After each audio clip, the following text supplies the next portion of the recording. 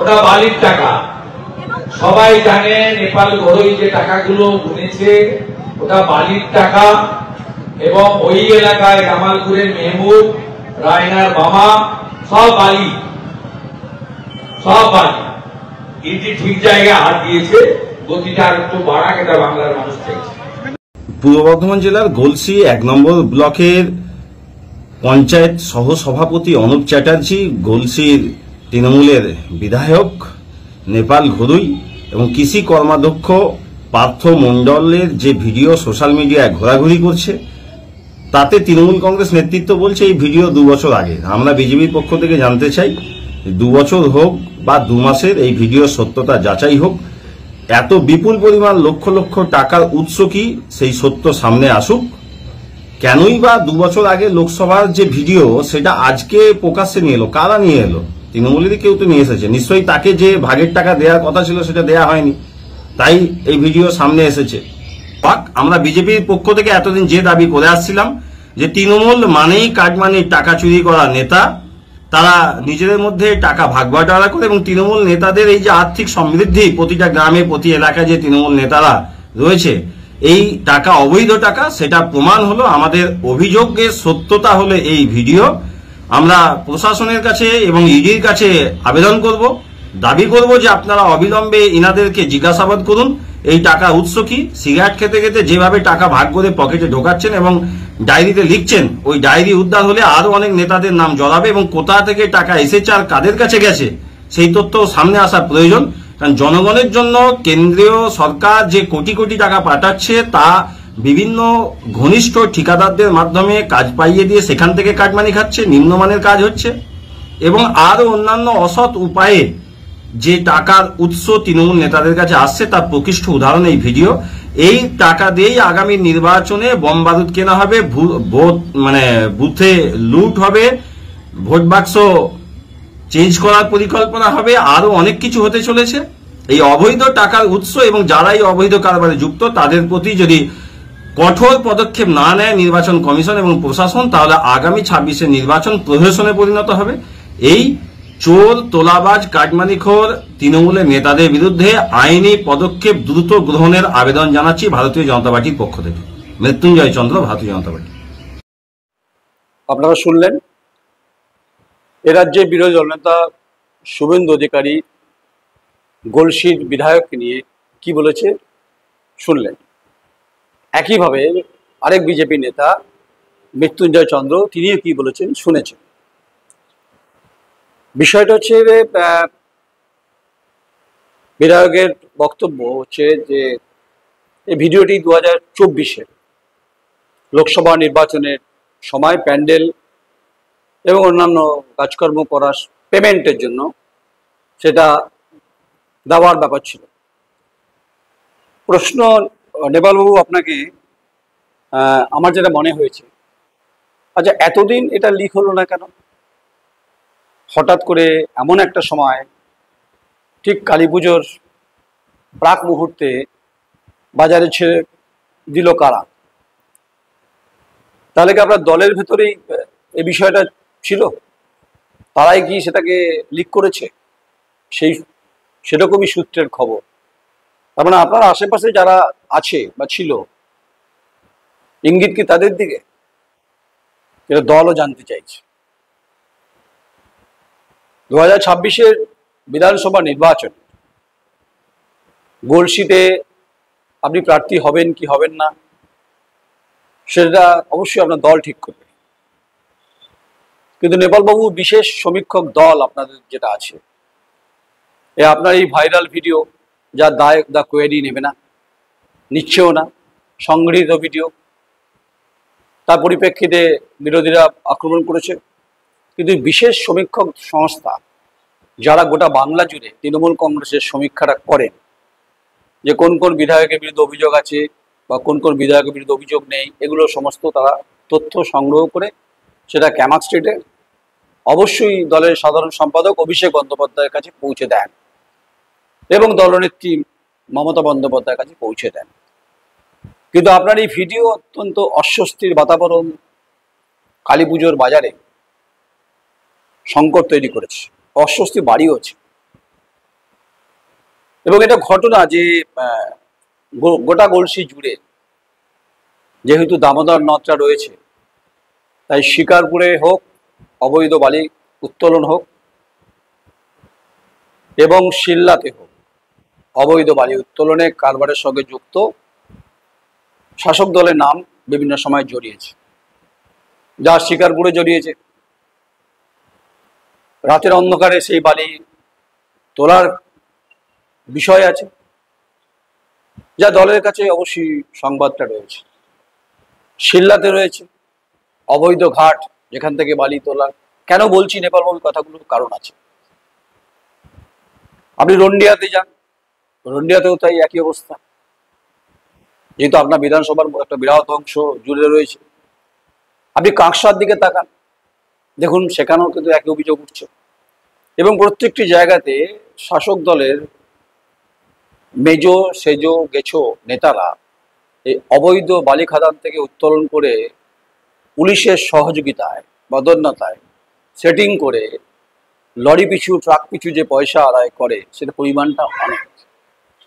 প্রশ্ন হচ্ছে যে সেখানকার গলসির ভিডিও কি করছেন, ভূমিকা তাদের, কারণ বিএলআর কাজই হচ্ছে যে অবৈধ বালি উত্তোলন হলে সেখানটা রেড করা, পুলিশকে সঙ্গে নিয়ে। প্রশ্ন উঠছে যে পুলিশের ভূমিকা।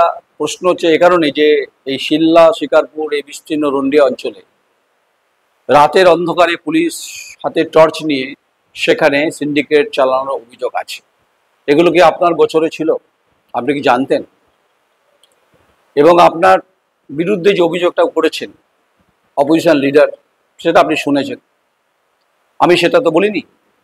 কিন্তু এটা ঘটনা যে গলসি বিধানসভা জুড়ে, গলসির একটা পার্ট খণ্ডঘোষের মধ্যে পড়ে, কিন্তু অবৈধ বালি খাদান উত্তোলনে শাসক দলের বিভিন্ন নেতা নেতৃত্ব জড়িয়ে পড়ছেন, যে টাকাটা ভাগ হয়ে লুট হয়ে যাচ্ছে মাঝপথে।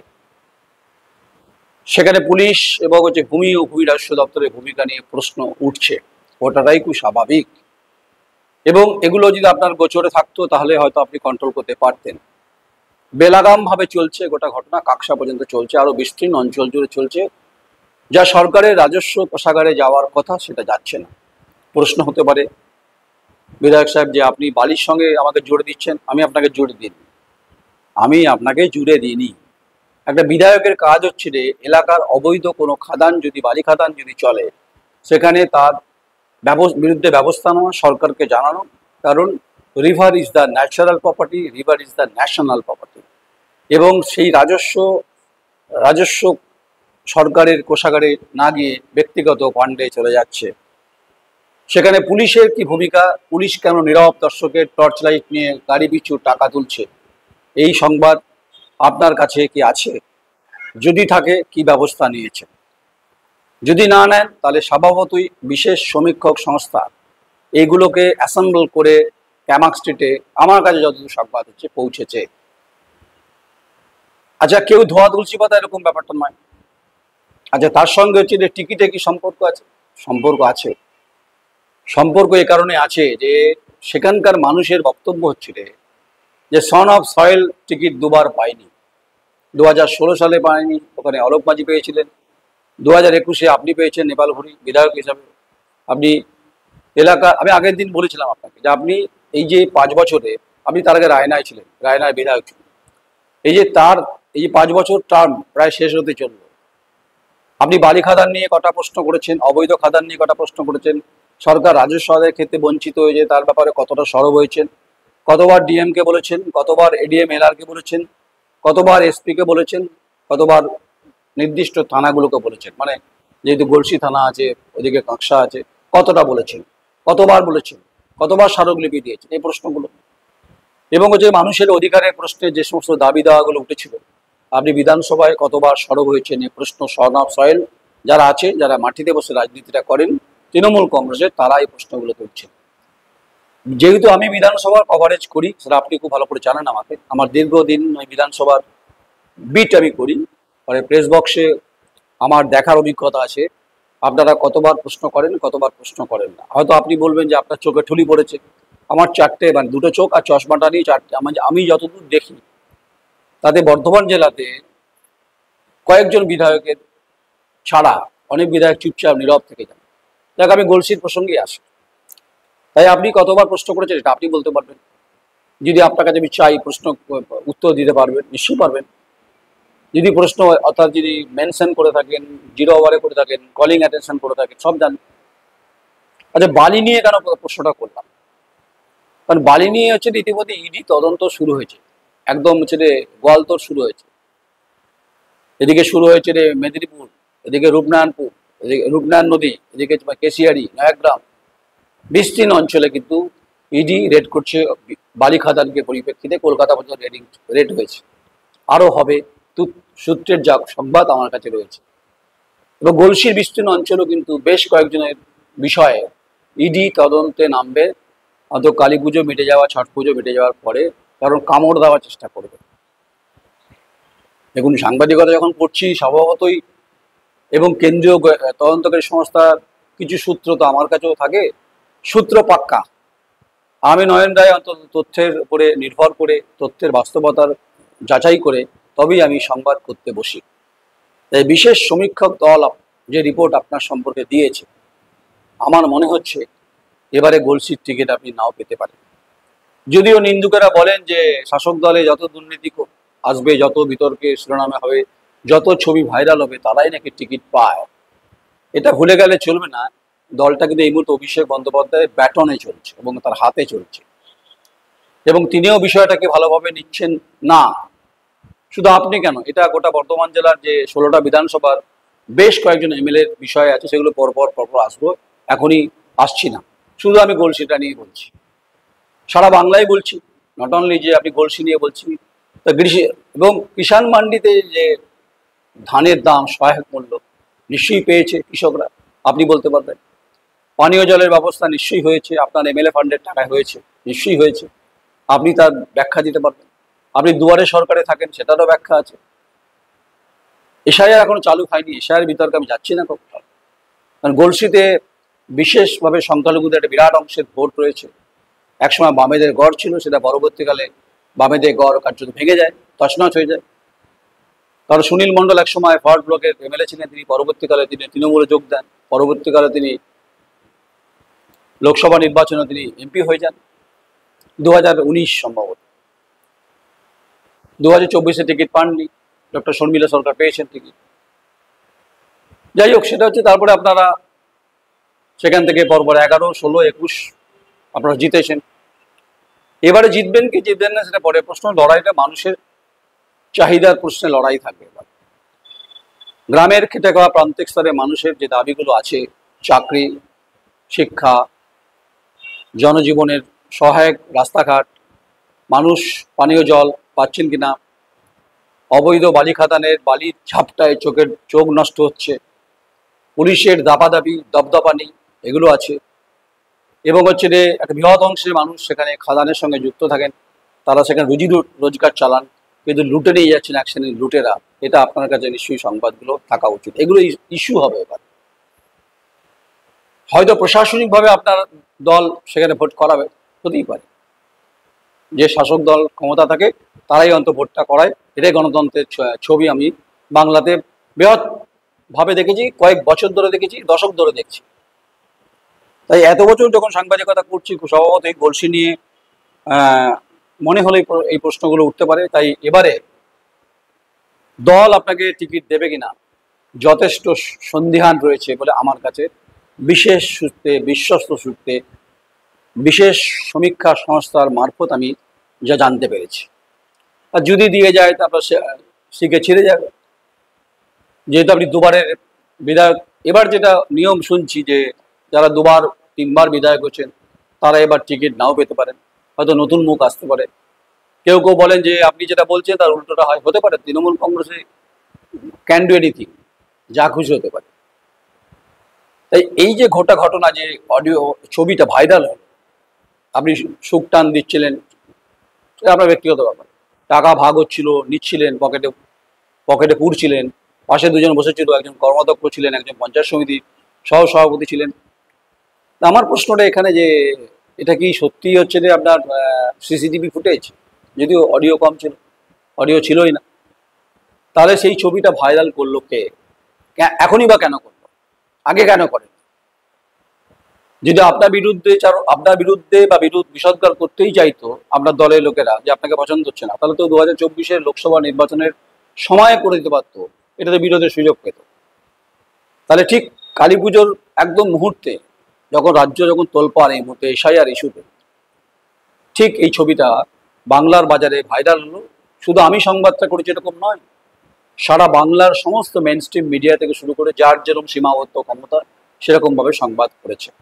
একটা সংবাদ মাধ্যমে সংবাদ একটা করলে তো প্রবল চাপ তৈরি হয়, চাপ সৃষ্টি হয়, এবং শাসক অন্তত সেগুলো নজর রাখেন বলে কুচবিহারের এসপির কিন্তু ট্রান্সফার হয়ে গেছে। সেটা আপনারা জানেন, সেটা 24 ঘন্টার মধ্যে কিন্তু ট্রান্সফার, সময় 24 ঘন্টা থেকে একটু বেশি হয়ে ট্রান্সফার হয়ে গেছে। তেমনি গণতন্ত্রের যে ভোট পিলারের যে ভূমিকা, এটা মমতা বন্দ্যোপাধ্যায় মুখ্যমন্ত্রী হিসাবে নজর রাখেন। এবং আপনাদের ডিজিটাল যোদ্ধা যে লঞ্চ করেছেন অভিষেক বন্দ্যোপাধ্যায় সাধারণ সম্পাদক, তিনিও কিন্তু তার বিশেষ সমীক্ষক সংস্থাকে দিয়ে এই সমস্ত যারা সংবাদ করছি বা আমরা যারা বলছি, দেখুন আমি তো কোনো হোয়াটসঅ্যাপ ইউনিভার্সিটি চালাই না, না আমি কোনো ফেসবুক সাংবাদিক। আমার দীর্ঘ সাংবাদিকতা জীবনে মেন স্ট্রিম মিডিয়াতে কাজ করার অভিজ্ঞতা থেকে আজকে যেহেতু প্রযুক্তিগত উন্নত হয়েছে, তাই ডিজিটাল প্ল্যাটফর্ম, সোশ্যাল মাধ্যম খুব গুরুত্বপূর্ণ হয়েছে। তাই আপনাকে ব্যক্তিগত কোনো আক্রমণে আমি যাব না, যাচ্ছিও না। দল আপনাকে টিকিট দেবে কি দেবে না সেটা দলের ব্যাপার। যদি সদয় হয়, যদি কিছুটা করুণা হয়, হতে পারে, তবে করুণার ভান্ডার কিন্তু ক্রমশ কঞ্জুস হয়ে যাবে অভিষেক বন্দ্যোপাধ্যায় সাধারণ সম্পাদক। আমার কাছে যতদূর সংবাদ, বিশেষ সমীক্ষক সংস্থার যে রিপোর্ট, সেখানে আপনাকে এবার প্রাক্তন হয়ে যেতে পারে, হয়ে যেতে পারে। যদি প্রাক্তন হন তাহলে আপনি পেনশন পাবেন, আর যদি প্রাক্তন না হয়ে আপনি বর্তমান থাকেন তাহলে আপনার পেনশন চালু থাকবে, মানে বেতন চালু থাকবে। আর প্রাক্তন হয়ে গেলে কিন্তু ব্যথা বাড়বে, দুঃখ বাড়বে, যন্ত্রণা বাড়বে। আপনি দামোদর নদের পাড়ের মানুষ, আপনাকে তখন মেঠো রাজনীতি করতে হবে। আর যারা এবার টিকিট পাবেন না তারা কিন্তু আর টিকিট পাবেন না। দলটা কিন্তু এই মুহূর্তে পরিচালন সংস্থার ক্ষেত্রে কিন্তু অভিষেক বন্দ্যোপাধ্যায়ের ভূমিকা রয়েছে। তাই বিরোধী দলনেতার বক্তব্য যদি আমি গুরুত্বই না দিই, ধরে নিচ্ছি গুরুত্বই দিলাম না, কিন্তু কোথাও না কোথাও সন্ধিক্ষণে ডাক এসেছে। সেই ডাকটা কিন্তু বিভিন্ন মিডিয়াগুলো যখন সংবাদ করেছে, এবং প্রত্যেকের অভিযোগটা কিন্তু একই জায়গাতে তীরবিদ্ধ হচ্ছে যে অবৈধ বালি খাদান রুখতে আপনি গলসির 5 বছরে বিধায়ক হিসাবে কি কি স্টেপ নিয়েছেন, নাকি আপনি চুপ করেছিলেন, এই প্রশ্ন উঠছে আজ। তাই শিকারপুরে রাতের অন্ধকারে হোক, শিল্লাঘাটে রাতের অন্ধকারে হোক, পুলিশ টর্চ নিয়ে যেভাবে গাড়ি পিছু পয়সা, কাঁকসা, রন্ডিয়া, বিস্তীর্ণ অঞ্চলে ডায়মন্ড বালু, এগুলো কিন্তু প্রশ্ন। এক একটা নেতার বৈভবতা বেড়েছে, চালচলন বেড়েছে, গাড়ি স্ট্যাটাস বেড়েছে, কোথা থেকে এসেছে? এটা এসেছে দামোদর নদকে খনন করে, খোদাই করে, নষ্ট করে, সরকারকে ফাঁকি দিয়ে ব্যক্তিগত সম্পত্তি বাড়িয়েছেন, যা মুখ্যমন্ত্রী বারবার বলেছেন নদে আপনারা নামবেন না, কেউ শোনেন। সেটিং তত্ত্বে চলেছে পুরো। পুলিশ, ভূমি রাজস্ব দপ্তর, পঞ্চায়েত সমিতি, গ্রাম পঞ্চায়েত, এবং আপনি বিধায়ক, আপনি জানতেন গোহগ্রাম, শিকারপুর, শিল্লা, রন্ডিয়া, কাকসা, বিস্তীর্ণ অঞ্চলে, আগে বলছি কিছুটা পার্ট কিন্তু খণ্ডঘোষের মধ্যে পড়ে। এই যে অবাধে যে লুট, 5 বছর ধরে যে আনপ্যারালাল ইকোনমি চলেছে, এগুলো কিন্তু দলের কাছে খুব ভালো বার্তা গেছে বলে অন্তত আমার মনে হয়। আবার প্রশ্ন হতে পারে, আপনি কি তৃণমূল কংগ্রেসের অন্দরের, আমি হাড়ির খবর রাখি, সে যোগাযোগ আমার আছে। আর যে বিশেষ সমীক্ষক সংস্থার কথা আমি বলছি, যোগাযোগ তাদের সঙ্গে আমার আছে কি নেই সেটা তারাই বলতে পারবে। এত জোর দিয়ে যখন কথাটা বলছি, ভেবেই কথা বলছি যে আপনাকে এবারে সন্ধিক্ষণে ছেড়ে ফেলতেও পারে, আপনি প্রাক্তন হয়ে যেতে পারেন গলসির বর্তমান বিধায়ক নেপাল ভুঁড়ি। আপনি আমার ওপর রাগ করবেন না, কিন্তু আপনার মুখটা দেখে আমার করুণা হচ্ছিল। আপনি কোনো স্টেটমেন্ট দেননি, আপনি প্রেস কনফারেন্স করবেন, আপনি আমার সঙ্গে ইন্টারভিউতে বসবেন, আপনি ডিফেন্ড করবেন যে যা ঘটনা, যা ছবি, যা ঘটনাগুলো আপনি বলছেন। আমি বালি নিয়ে বলছি, অবৈধ খাদান নিয়ে বলছি, আমি জল জঙ্গলের কথা বলছি, মানুষের চাহিদার কথা বলছি, শিক্ষার কথা বলছি, বিদ্যালয়গুলো উন্নততর ব্যবস্থার ক্ষেত্রে কী কী করেছেন, রাস্তাঘাট কী করেছেন, কৃষক তার ফসলের দাম পেয়েছে কিনা, সারের দাম কালোবাজারি হলো কিনা, কৃষি যন্ত্রাংশ ক্ষেত্রে সাবসিডি সরকার দিয়েছে তা সঠিকভাবে পৌঁছলো কিনা, এই সামগ্রিক প্রশ্নগুলো কিন্তু খুব স্বভাবতই উঠবে। পানাগড়টা আপনার মধ্যে পড়ে বোধ হয়। পানাগড়েও তো বিরাট অংশের একটা ব্যাপক আর্থিক দুর্নীতির অভিযোগ আছে। সংবাদ আমার কাছে আছে, সেটা একদিন বলবো। যে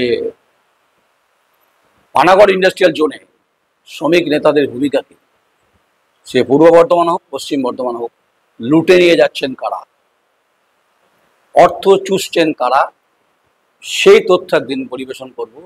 যে তথ্য অবশ্যই বিশেষ সমীক্ষক সংস্থার কাছে পৌঁছবে, এটা দায়িত্ব নিয়ে বলছি। তাই আমাকে আমি খুব নরম মনোভাব দেখাচ্ছি, অবশ্যই নরম মনোভাব তো দেখাচ্ছি, আমি সাংবাদিক, তো আমার কাজই তো সংবাদটা করা। তাই শেষ করি, আপনার শ্রীবৃদ্ধি কামনা করছি। আগামী দিনে আপনার সাফল্য আসুক, সাফল্য যেন ঝরে না যায়। তবে এবার আপনার সাফল্য কিন্তু ঝরে যাবে এই কারণে, বিধানসভার যে রেগুলেশন, বিধানসভার যে নিয়ম নীতি ব্যবস্থা, যে কথা বিমান বন্দ্যোপাধ্যায় স্পিকার বারবার বলেন যে পড়াশোনার মানে অভাব শাসক বিরোধী সভায়, একবার নথিটা ঘেটে দেখবেন তো নেপাল বাবু, আপনি কতবার প্রশ্ন করেছেন এই 5 বছরে। তার আগে আপনি 16 সালে রায়নায় ছিলেন, নিশ্চয়ই প্রশ্ন করেছেন, আপনি করেছেন। কিন্তু আমি বিধানসভায় দেখেছি বিভিন্ন সময় অনেক বিধায়ক ঘুমিয়ে কাটিয়ে দিয়েছে। লাস্ট বেঞ্চে বসেন, চুপচাপ ঘুমিয়ে থাকেন, শীততাপ নিয়ন্ত্রিত ঘরে বসে যান, আর জনগণের দ্বারা নির্বাচিত হন, গলায় গামছা পরে হরিবোল হরিবোল করতে করতে যান।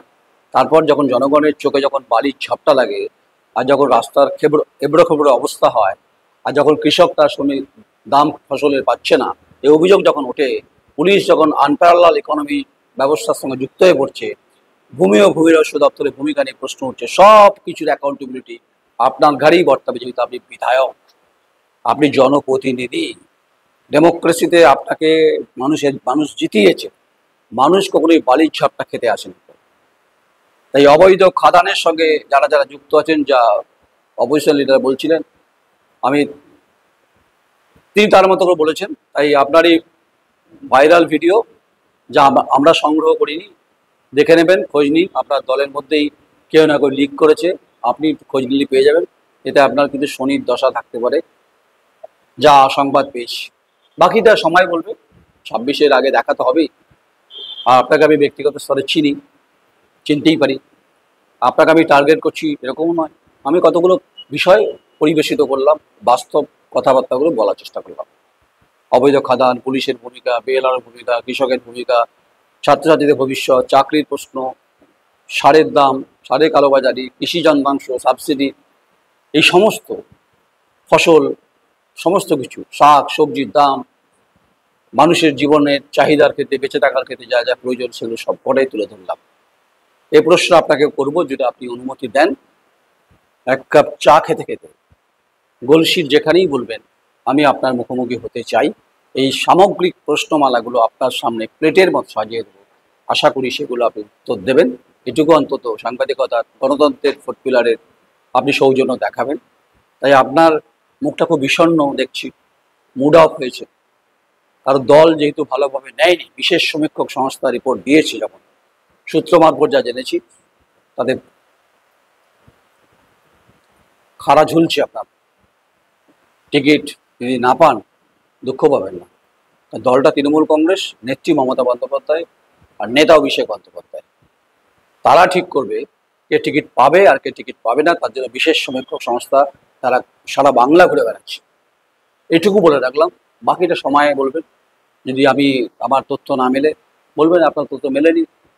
আগে আগে দেখতে থাকুন বর্ধমান জেলার 16টা বিধানসভার এক একটা বিধানসভার ঘটনা এবং চরিত্র, চেহারা সব কটা তুলে ধরবো। কোন কোন বিধায়ক কী কী করেছেন, কোন কোন বিধায়ক কী কী প্রশ্ন করেছেন, কোন কোন বিধায়ক কী কী দুর্নীতি করেছেন, সমস্ত তথ্য ওপেন করব।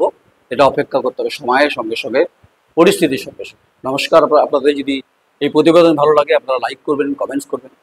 আপনাদের যদি কোনো তথ্য গলসি বিধানসভা সম্পর্কে পাঠাতে হয়, আপনারা ইনবক্সে পাঠাবেন, সে নাম গোপন রাখবো। এবং সমস্ত বিধানসভা থেকে যদি কোনো তথ্য পাঠাতে চান, শাসকের পক্ষে বিপক্ষে, আমি পক্ষের সংবাদও করতে ভালোবাসি, বিপক্ষের সংবাদও করতে ভালোবাসি। এই দুর্নীতির প্রশ্নে তো আমি সংবাদ করবই, এটুকু কথা দিচ্ছি, ভরসা রাখতে পারেন।